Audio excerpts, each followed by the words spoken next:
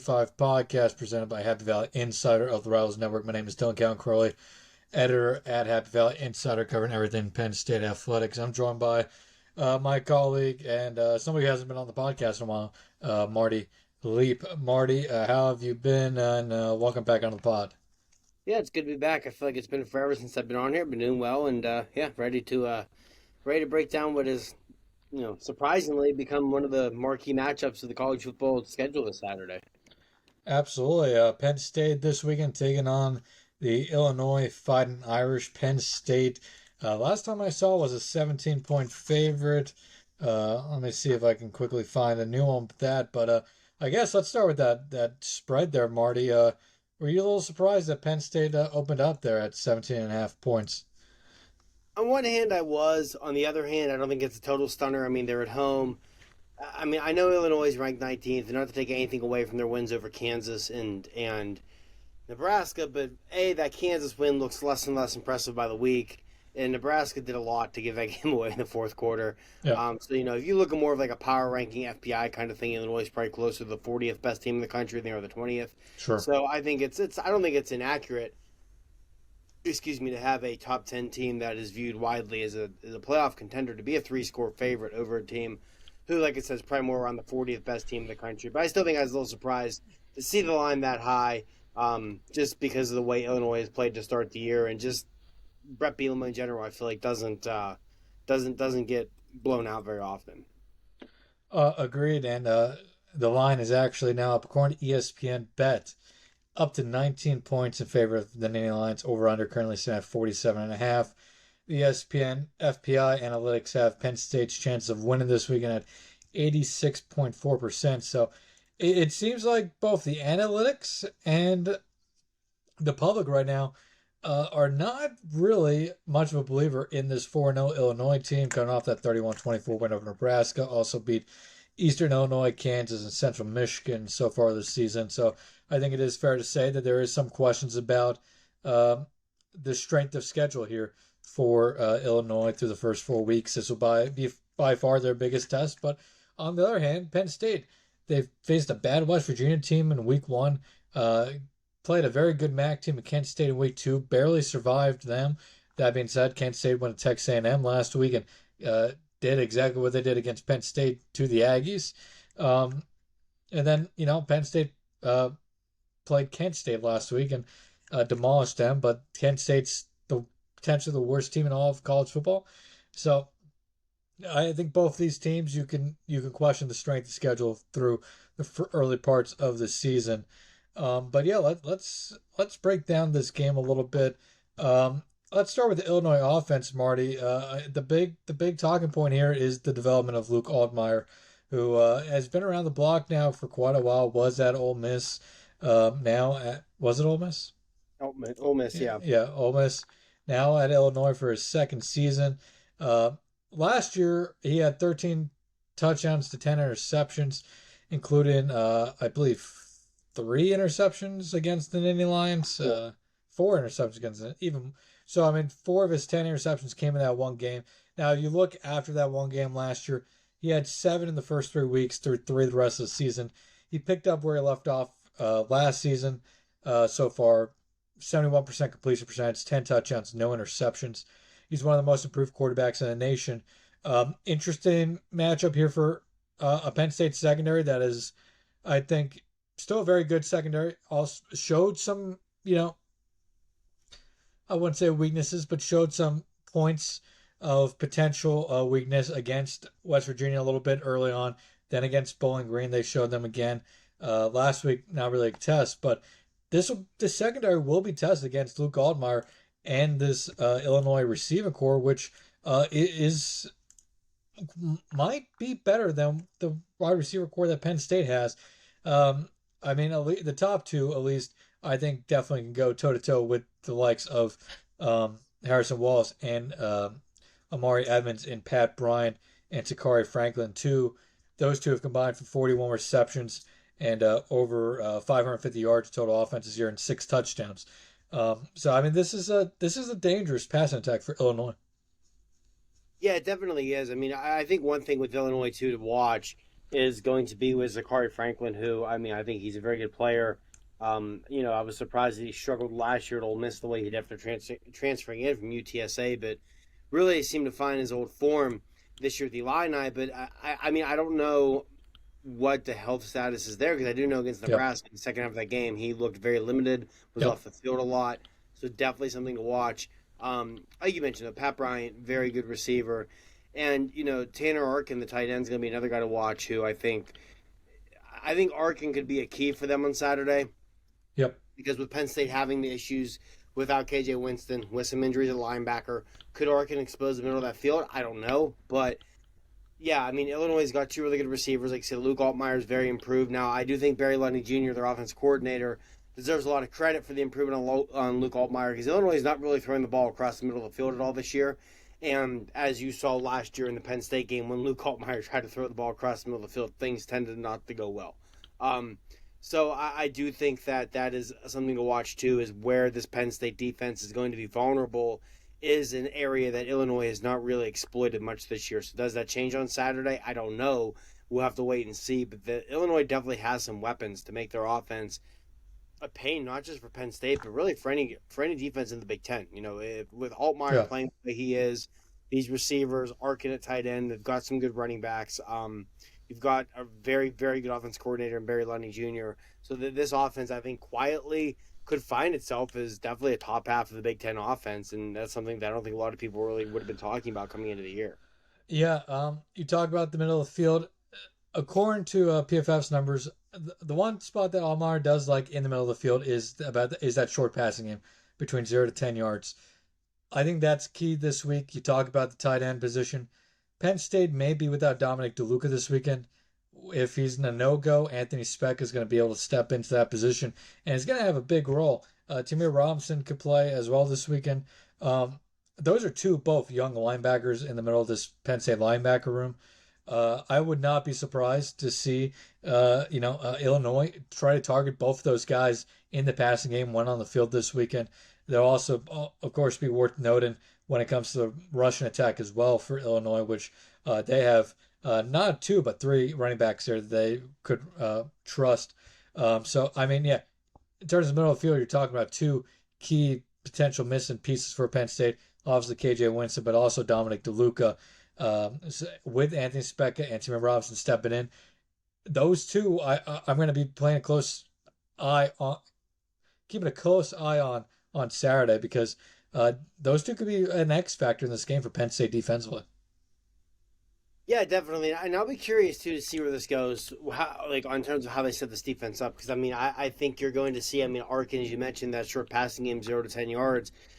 I think that's going to be a lot on Tony Rojas, right? Probably going to be a lot of Rojas there. I mean, he needs to play a good game, and Rojas, I have all the faith in the world in, but he hasn't looked 100% the last two games either. So I think that's something to watch there too. And I'm also going to be very curious, what does Tom Allen do if he feels the need to get a third linebacker in there? Does he go true linebacker? Do we see Jalen Reed up at the line with DeJon Lane at safety? I mean, if KJ Winston was healthy, we know what it would be. It'd be Winston at safety and Reed bumping up to Lion. So we'll see what happens there. But I think one aspect of this game that is going to be, I don't know if I want to say overlooked, overblown, whatever it may be by Penn State people, is the need to play three linebackers on the regularity because of a rushing game. I know when you hear Brett Bielema, people are going to think of that, especially after what happened the last time Illinois came to Beaver Stadium. They ran for 350 yards or whatever it was. But this Illinois rushing attack, first off, they're not running the ball as much as you would expect a Brett Bielema to do. It's basically 50-50, which is very not Brett Bielema-like. And they're also only averaging 4.2 yards per carry, which when you consider some of the opponents, you would expect that number to be higher. So I think that's something that is going to be a factor too. And, coming into the year, I think you looked at this as a game where, hey, maybe this is a game where Abdul Carter plays some linebacker. Maybe this is a game where we see more three linebacker sets with Dom DeLuca playing a bigger role.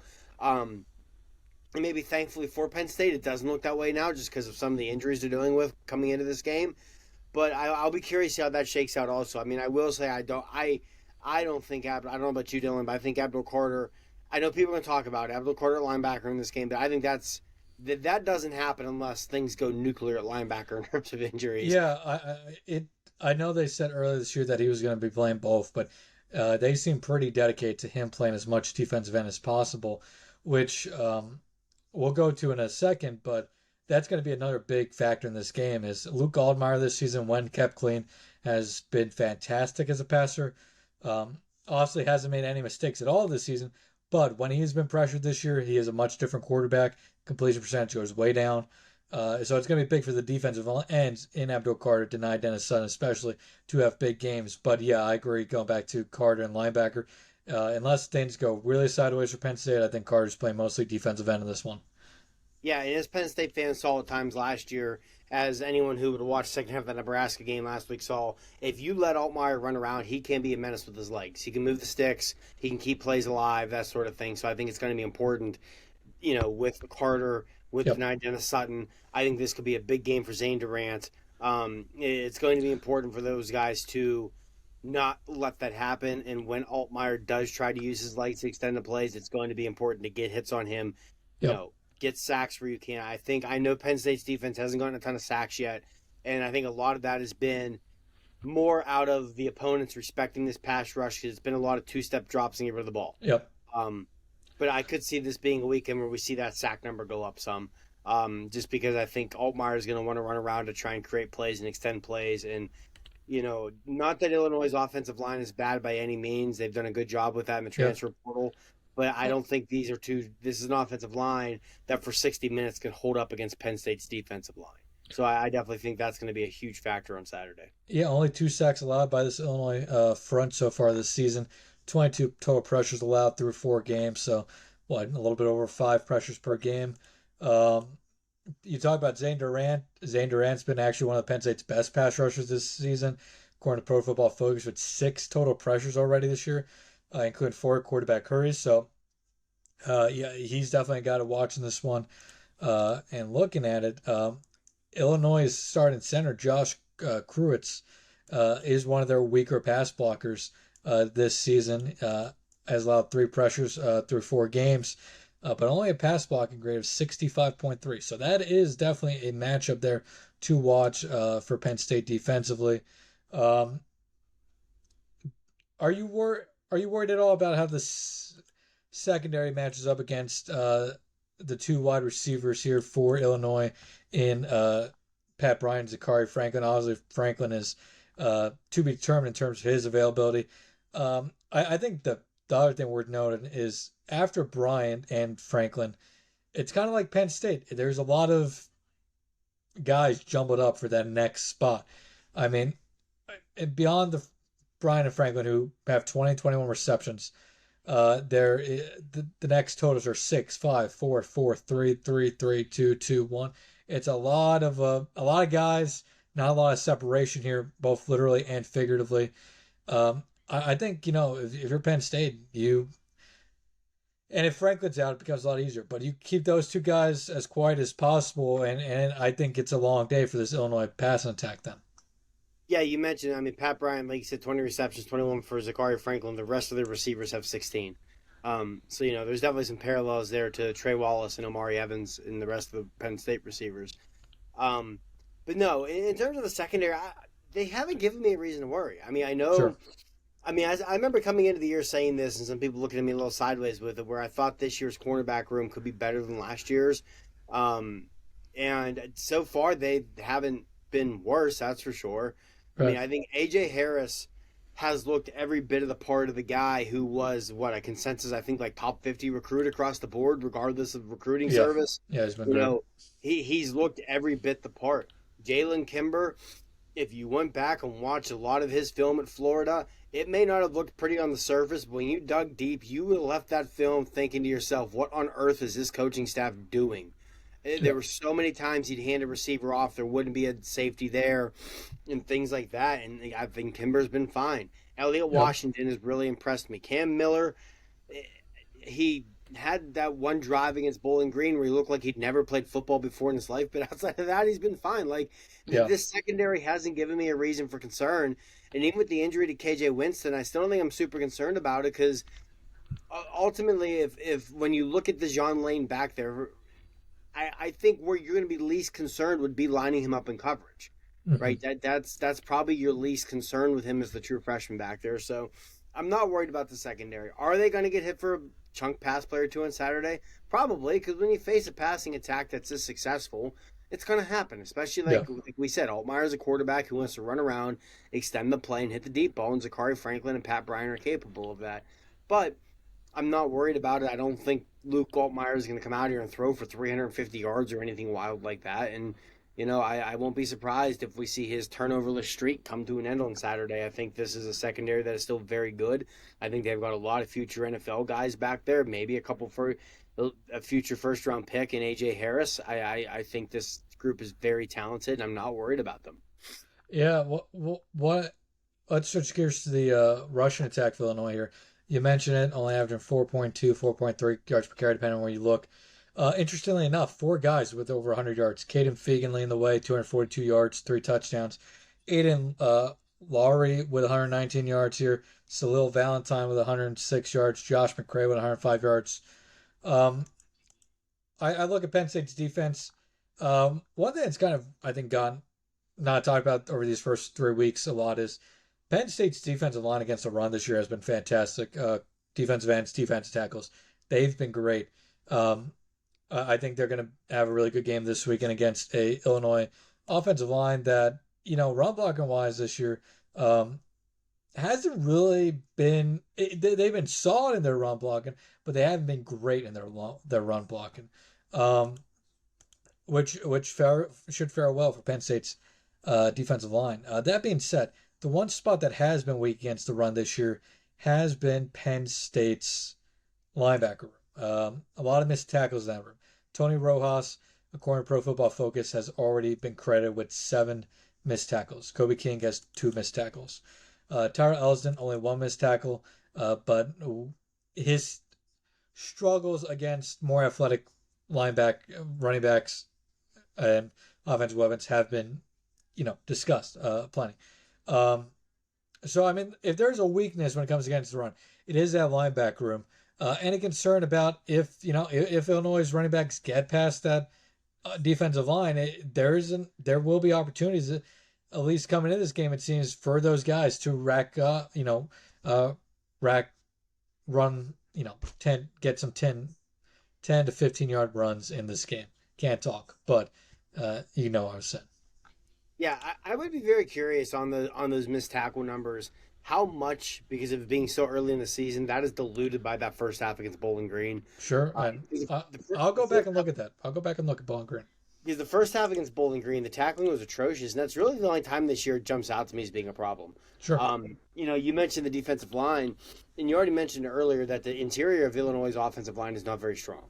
And I think that's an area Penn State can really exploit on Saturday night. I already mentioned Zane Durant, but Devon J. Thomas, Akeem Beamon, Alonzo Ford, that whole crew I think could really, really impact this game and flip it on its head on Saturday. Because I don't think Illinois is going to be able to run the ball well. Yeah. And I think Illinois knows that. That's why they've run the offense they've run this year, where it's a Brett Bielema team throwing the ball almost 50% of the time, right? Sure. So I don't think they're going to run the ball successfully. Now, if the poor tackling continues, yeah, that opens up some lanes for Illinois to maybe bust some runs, and then maybe that's where you can really see the absence of KJ Winston, where if you have a kid, break a tackle or two, get into the secondary, and normally KJ be back there to clean it up, and he's not. Maybe you feel his absence then more, but yeah, I don't think Illinois is going to be able to run the ball successfully. I don't think very many teams they play are going to be able to run the ball successfully on Penn State this year. I'm very high on that front seven, and you combine that just with what's on the schedule. Excuse me. I don't think you're going to see very many teams outside of Ohio State run the ball with much success against them this year, and I think Illinois will be in the same boat. I mean, I think it's a good matchup. As we said, the interior of Illinois' offensive line is definitely the weak point of their offensive line.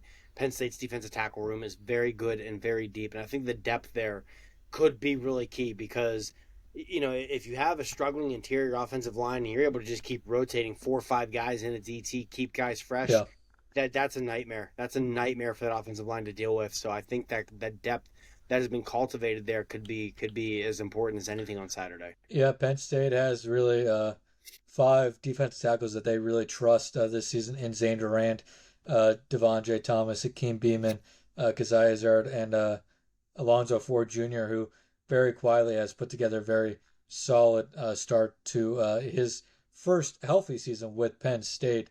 Um, yeah, overall, I think, when Illinois has the ball, I think Penn State's defense has the advantage in this one. It is an Illinois offense you have to trust. I mean, they do have, I believe, 20 plays from scrimmage so far this year of 20 plus yards, including 8 rushing plays, 12 passing plays. So it can be explosive. They are, converting at a 43% clip on third down. Offensively, they have not been shut down in the red zone yet this season. So this is an offense you have to trust, but I think this is still a Penn State defense that, minus that first half against Bowling Green, has been fantastic this season. And I honestly think that first half against Bowling Green may be almost diluting the national uh, thought of this Penn State team and how real they may be through 3 weeks. Because yeah, that first half against Bowling Green was ugly, but other than that, it's been domination after domination for the other 10 quarters of play so far this season. Yeah, and I mean, I think the Bowling Green thing you've got to look at differently now too for a lot of reasons. I mean, first off, they went down to Kyle Field and nearly beat Texas A&M. And I understand Texas A&M. If you're Penn State, you don't want to be lumped in the same conversation as Texas A&M. But that's Right. still a legitimate top 25 SEC team that Yep. Bowling Green almost beat on the road in a very hostile environment. You also had the first half of that game where we have since come to find out, they're trying to adjust to life without KJ Winston out there. And I do think that the fact Penn State was able to adjust and dominate the second half. They gave up, I think, 65 yards, something like that, and 40 of them came in what was essentially garbage time in the final minute. So I agree with you. I think that's kind of diluted some people's view of them nationally. And I think even locally, some of the fans and that sort of thing, it kind of dilutes their view of this defense. But yeah, I'm not that worried about it. I mean, I think, I think Illinois is going to pop some plays on Saturday. This is a good offense. Illinois is going to pop some plays. I think they their points. I think this is a game, and we'll get into this more as we go on here. I would bet the over. If I'm betting on this game, I would bet the over because I think both offenses are going to find some success. But in the end, I think Penn State's defense is still, good. I think one thing people need to adjust expectations from where they were coming into the year, where I think the defense probably isn't going to be as good as people thought, largely due to the KJ Winston injury. But this offense looked a heck of a lot better than anyone probably could have hoped for, even in their wildest dreams, right? So, overall, the team's probably not any. And I think, I know you and I have said this in group chats, where even with the KJ Winston injury, we might feel worse about the defense, but we don't feel any different about the team as a whole. Yep. Right? I think you and I both still peg this as probably a 10-2. Maybe even 11-1 team that's going to go to the playoff. Yeah. And I'd say the same thing if Winston was healthy. So I think that's a big factor here too. But yeah, I think Illinois is going to pop some plays. They're going to get some yards. This is a good offense. They're going to get some points, but I don't think they're going to be able to score enough to keep up with what Penn State's going to be able to do. Yeah, well, very well said. Very well said. And as we transition into the Illinois defense against Penn State's offense, the one key here I think is going to be the one thing Illinois has not done this year offensively is turn over the ball. Just 3 turnovers in 4 games. What they've done well defensively is forced turnovers. 10 turnovers in their 4 games. A plus 7 turnover margin through 4 games. It's pretty damn good. They've been very good at creating chaos this year. That being said, Penn State this year, they have the one Drew turnover, but they've averaged 1 turnover per game this season. Yeah, because of the both interception and then fumble in the first game. Yep. All right. But Penn State, hasn't turned the ball over much. So Penn State's going to have to manage the turnovers, obviously, offensively and defensively. If they can force a few turnovers here, that's going to help as well. I think defensively, it's obviously going to be keeping Illinois behind schedule, getting them, stopping them on first down, not giving up 5-6 yards of first downs, send them up to be successful on second and third downs. But offensively, Penn State offense versus Illinois' defense, again, I think the advantage here goes to Penn State. This is a rushing attack that is going to be hard to stop this year for anybody. Averaging 255 yards the first 3 games of the season. That is quite ridiculous, honestly, if you think about it. Now, Illinois has been good against stopping the run this season. Opponents averaging just where was it right here? 3.545 yards per carry, just 417 total yards on the season. You look at it on a game by game basis for Illinois this season. Their worst defense performance against the run this year was 178 yards against a Kansas offense. They also allowed 142 yards to Central Michigan. So the numbers are a little inflated here with Eastern Illinois and Nebraska. But Kansas is a pretty good rushing attack. I think Penn State's rushing attack is even better. But what's the other similarity between these two? They run practically the same offense. Yeah, I mean, yeah. I was gonna say if you've got to feel confident that if Kansas with,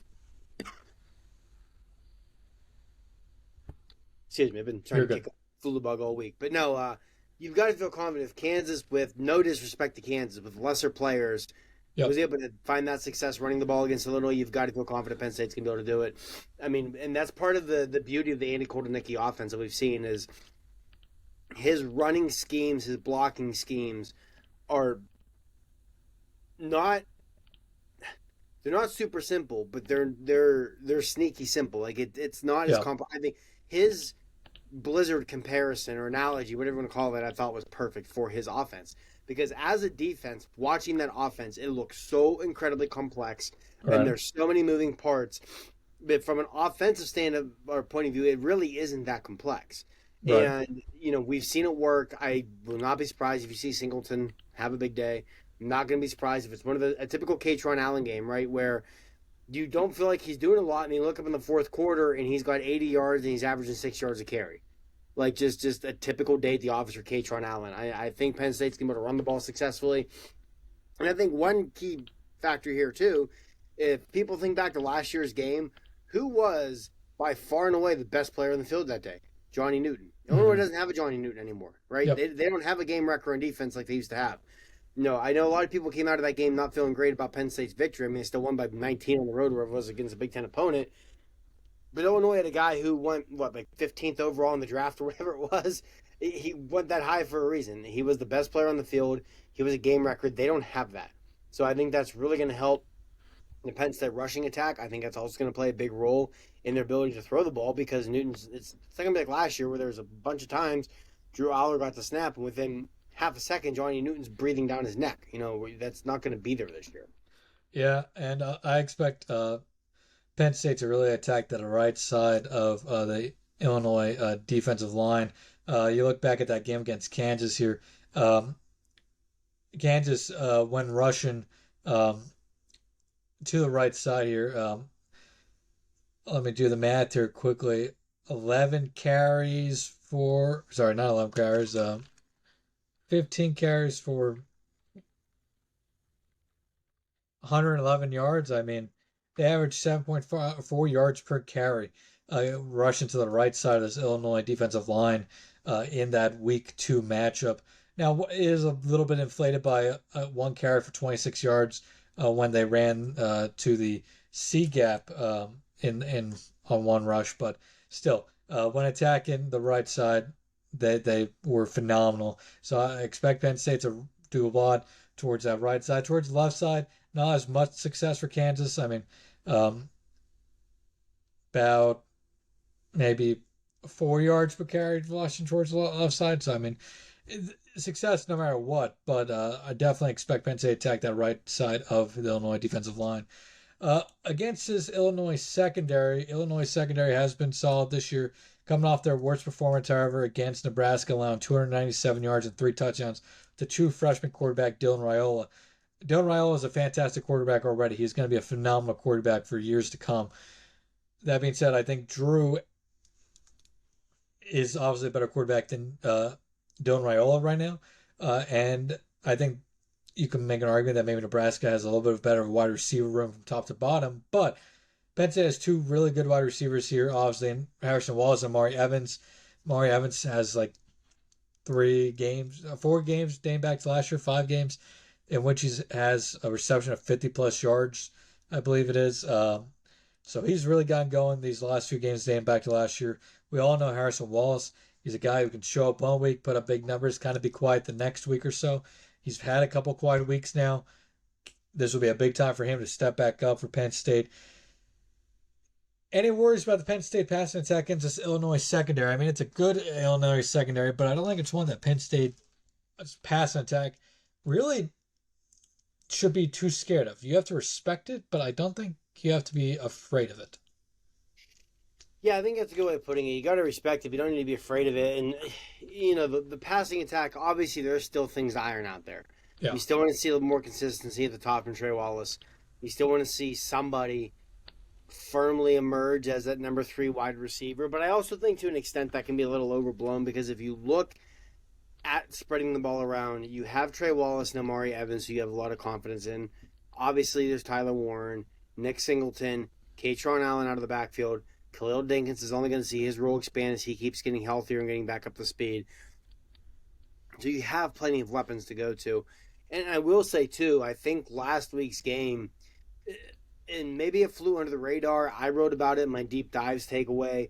I thought Julian Fleming and Liam Clifford having the games they did was important, because if nothing else, you get them some confidence, get them some momentum going into conference play. Both of them coming off their best game of the year. Liam with his first career touchdown. Fleming had, 2 catches for 63 yards, something like that. That big catch right before halftime helped set up that score going into the locker room. And now with Julian Fleming, that's something I'm never going to worry about with him, is going to be his confidence. I mean, we saw the guy against Georgia in the playoff go off 8 catches and 100 yards or whatever it was. Right. That's not going to be an issue with him. But still, to get him into a groove, get him into a rhythm, and then for Liam Clifford, start to build that on top of building that confidence as he comes back from injury. So I do think that was important, because I think if you can get one of those two to step up as that consistent number 3 guy, just that consistent guy where, you don't need to be explosive every time. You've got Amari Evans, you've got Trey Wallace for that, but if, hey, it's 3rd and 3, I know the defense is going to focus on Trey and Amari, but I don't know, I can come to you and you're going to move the sticks for me. Hey, first down, I can get it to you, get 7-8 yards and get us ahead of the sticks here. I think just having that from one of those two on a consistent basis would be extremely vital for this offense. And I will be curious to see if that can continue this Saturday, because I know that we've talked this ad nauseum in multiple chats of ours, that I still think the receivers are going to be okay this year, and the number 3 guy is going to emerge. And I'm hopeful that, what you saw last Saturday was one of those two emerging as that number 3 guy behind Trey and Amari. Because right now, you feel very confident in them. I mean, yes, you want to see a more consistency, from Wallace, and maybe even from Amari Evans as well. But if Amari Evans is going to catch 3 passes a game, but one of them is going to go for 50 plus yards, you're going to take that all day. So, I think it would be foolish for anyone not to feel better about this passing attack than they did coming into August.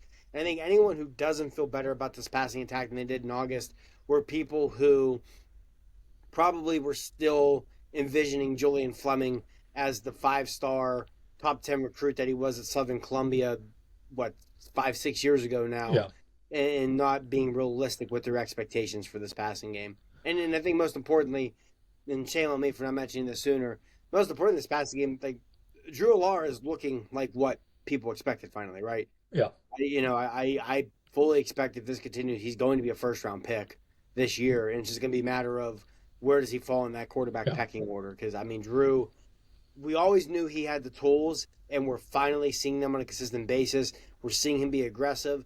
I think most importantly, you're seeing him outwardly show that confidence, maybe have a little bit of an ego, a little bit of that just moxie and swagger to him that you kind of need to have to be a successful quarterback, I feel. So I think that's the biggest thing with this passing attack is Drew. We spent all offseason, if Drew can take a step, well, through 3 games, he has taken a step and then some. Yeah, would you, come back to it quickly. An interesting matchup here will be Illinois' defensive line / pass rush against Penn State's offensive line. So far this season, Illinois has been credited with 62 total quarterback pressures this season. However, out of those 62 total pressures, only 8 have resulted in sacks. So about 12%. That's not a widely successful success rate there in terms, again, to the quarterback. They can get pressure, but they're not finishing those sacks or finishing those pressures on a routine basis. Penn State, on the other hand, has been tremendous in their pass blocking this year. Only 18 pressures allowed, and really they've been credited with no sacks this season. I think Drew has taken 2 or 3 sacks, but those sacks have been credited to Drew not getting the ball out of his hands, which I think is fair when you look back at those plays, and not necessarily Penn State's pass protection. Any worries about the Illinois pass rush in this game? Obviously, they've been able to get pressure, but that 8 sacks and just 62 total pressures definitely stands out. You definitely got to, in a game like this, if you're Illinois, you got to be able to finish those pressures. I mean, if you're getting 62, 15 pressures per game, you're only getting 2 sacks out of those 15 pressures. If you give Drew Aller that much time, he's gonna take advantage of it. And not just that, I mean, literally almost half those sacks came in the final 3 plays as Nebraska was busy peeing down their leg to finish blowing that game. Right. So I think that, again, that's an area where you say about early in the year, numbers can be a little diluted, and those numbers already aren't great for the Illini. And if you look at that, that makes it even worse. So, I mean, I don't view this pass rush nearly as much as I did going into the game last year because there's no Johnny Newton on this defensive line. Yeah. That said, I will say one area on Penn State's offense that you still need to see improvement is the tackles need to hold up better against the pass. I think Anthony Donk is going to get there with time.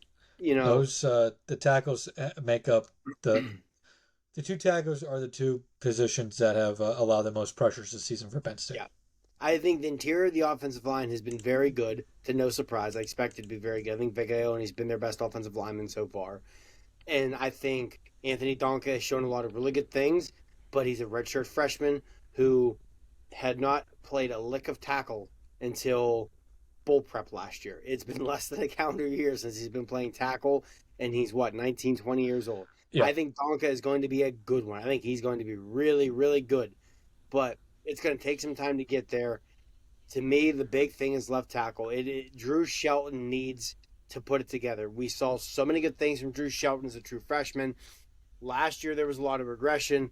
I know a lot of it was chalked up to injury and various things, but we still have seen a lot of struggles from Shelton this year.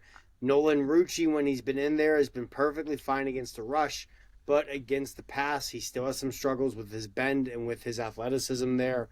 So I think left tackle is going to be important. I think in conference play in general, left tackle is going to be important if they're going to get to where they want to get, because, again, I think Donka will get there. I think Donka will do enough, but you've got to get better protection from the left side, because if you don't, the problem you're going to start running into then is having to chip in extra help. And with how important your running backs have been in the passing game, and even more so Tyler Warren, you don't want to leave the back of the tight end in for that. So I do think the tackles need to be better in pass protection moving forward, especially on the left side. Again, well said. Taking everything out I was going to say. I don't really know if there's much more to really say about this game. I think overall I kind of like the Illinois defense as a whole, Illinois team offense as a whole. You got to respect the opponent, but I don't see a reason for Penn State fans or Penn State to really be super scared about this Illinois team coming into Happy Valley and pulling off an upset on Saturday. I think it's a good Illinois team. I think you look at their schedule, they got Purdue, Michigan, Oregon, Minnesota, Michigan State, Rutgers, Northwestern coming up. I think this Illinois team could definitely beat Purdue. They have a great chance to win those last 4 games as well. This is an Illinois team that could go 9-3 this season, 8-4 maybe at worst, if they play to their potential. But I still think there's a big gap between this Illinois team and where Penn State is. I think a lot of people, like I said, are looking at that Bowling Green game a little bit too deeply. Penn State had one bad half. They were dominant that second half. They dominated the other 8 quarters of play this season. I think at the end of the day, this is a Penn State team that is much better than this Illinois team, and I think they're going to come out Saturday, and I think they're going to have a chance to kind of make a statement type win. No, it's not going to be a statement because it's a ranked opponent, but it's going to be a statement win in terms of everybody who was kind of backing off the Penn State bus after that Bowling Green game is going to, be keeping a close eye on this game. Is Penn State for real? If Penn State's real contender this year, this is a game they should go win. They should not blow out Illinois, but it should be a comfortable lead in the second half. If they struggle in this game, I think there's going to be a couple more question marks, and rightfully so. But I think Penn State has a chance for a statement type victory in this one where they come out and kind of say, hey, we're still that team you guys thought we were coming in the season. And I think that's what Penn State's going to do here on Saturday. Yeah, I'm with you. I think, like you said, it's a statement victory. I think can be a loaded statement sometimes, no pun intended. Sure. But I think again, there's no reason this shouldn't be a game where you're in the fourth quarter, you feel comfortable. A game where maybe it's close early, but you win it, by 2 scores and never actually feels like you're going to lose, type of thing. I think it's very, very similar to Oregon's win over Oregon State a couple of weeks ago. Oregon comes out with 2 close wins against Idaho and Boise State. Comes out against an Oregon State team in a rivalry game, an Oregon State team that was hungry for a big upset early in the season. It was close in the first half, but Oregon just pulled away in the second half and won very comfortably. Yeah, I wouldn't be surprised to see something similar. And I mean, I do think too the crowd is going to be a real factor here. I mean, I don't know what it's going to look like in terms of being a whiteout or not, but I mean, I'm not going to be surprised if it turns into a de facto whiteout. The crowd's going to be lit up. They're honoring the 1994 team beforehand, so that's going to get fans into it. I could definitely see a scenario where Illinois is walking into a bit of a hornet's nest. I know to the players and the coaches, it probably doesn't mean as much because of it was 3 years ago now, and a lot of these guys weren't around for it. But people in Beaver Stadium have not forgotten that the 9 overtime debacle of 2021. So it's I'm with you. I think Penn State's going to win. We don't need rather. I think they're going to cover, but I think they're going to win comfortably regardless. Yeah, we're not going to give score predictions. If you guys want our score predictions, tune in not tune in, but go to the website on Friday. We'll have our score predictions up there. Well, I'm still trying to determine where I want, but yeah, I think Penn State. I think I'll probably pick Penn State to cover in this game. Well, now that it's at almost 20 points, maybe not, because I was thinking Illinois would score 17, 20 points. So, kind of same boat I was in. But if Penn State goes out and puts up 40 points in this game, I think that would be a welcome thing for Penn State fans. One other thing real quick with that too is there are a few coaches in the country who love to cover the spread more than James Franklin. And you factor that in with that. I mean, yes, this is going up against Bama and Georgia, but it's still going to be a primetime game on NBC. It's might be the number 2 game of the weekend behind Bama and Georgia. There's still going to be a lot of eyes on it. I think there's going to be a lot of incentive and want and desire, I think, on Penn State's end to, put points on the board, show off an explosive offense, and, again, which we will have this covered inside and out on the site in the coming days too. It's going to be a massive recruiting event at this point, so there is incentive there to show off an explosive offense that can put up some points and put you in a position to cover that spread. So you can talk about covering the spread, courtesy of TeamRankings.com, which if you ever want betting trends, win-loss trends, anything like that, great site for it.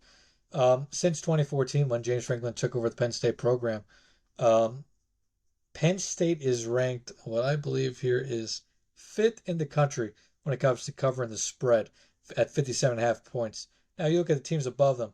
James Madison is number 1. James Madison has barely been an FBS team.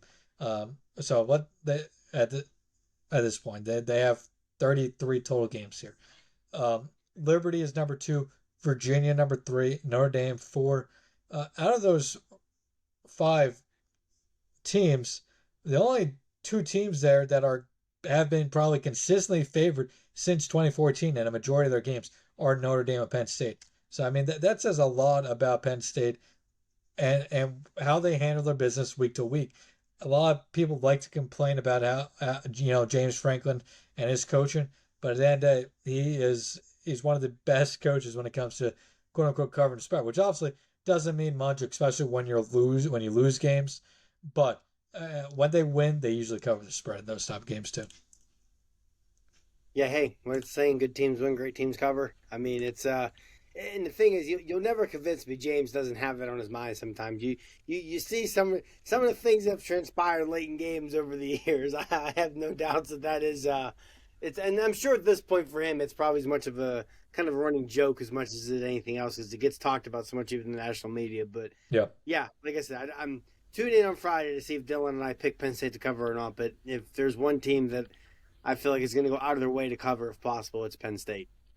Additionally, just so it's out there, Penn State since 2014 as a home favorite, straight up 54-6. Now, obviously, one of those losses was to this very Illinois team, but James Franklin and Penn State rarely lose at home when they're favored. So I definitely gonna, I'm definitely picking Penn State on Friday, but final score you'll have to wait and see. Um, any final thoughts on this game, Marty? No, I don't think so. I mean, I think it should be just in general, from a college football fan standpoint, a good game. Two good Yep. teams. It's going to be an awesome atmosphere. That overhead from the NBC crews are coming in for kickoff with, 7:30. So what? It won't kick to probably 7:40 something. It's going to be dark by then. It's going to be awesome. I mean, that's just it's like I said. I think it's probably a good shot. It winds up a de facto whiteout, and there are a few things, not just in college football but in sports in general, that are a cooler sight to see than that overhead shot of Beaver Stadium on a Saturday night when it's whited out like that. Absolutely. Well, with that, everybody, this will wrap up this episode of the PSU 365 podcast. Thanks for tuning in. I'm Dylan Count Crowley. He's Marty Leap, and we'll be back at it soon with another podcast. Until then, check out us over on Happy Valley at Happy Valley Insider, PennState.rivals.com, where you can find all our work. Marty, where can they find you? Yeah, you can find me on Twitter at Marty_L53. All right, you can find me at Rivals Dylan CC, and you, of course, you can find us at Penn State Rivals on Twitter as well. Until next time, everybody, have a good one, and we'll talk to you soon. Okay, I still want to do that look ahead quickly. I just wanted to Okay. do a wrap because that went long. So No, you're good. let's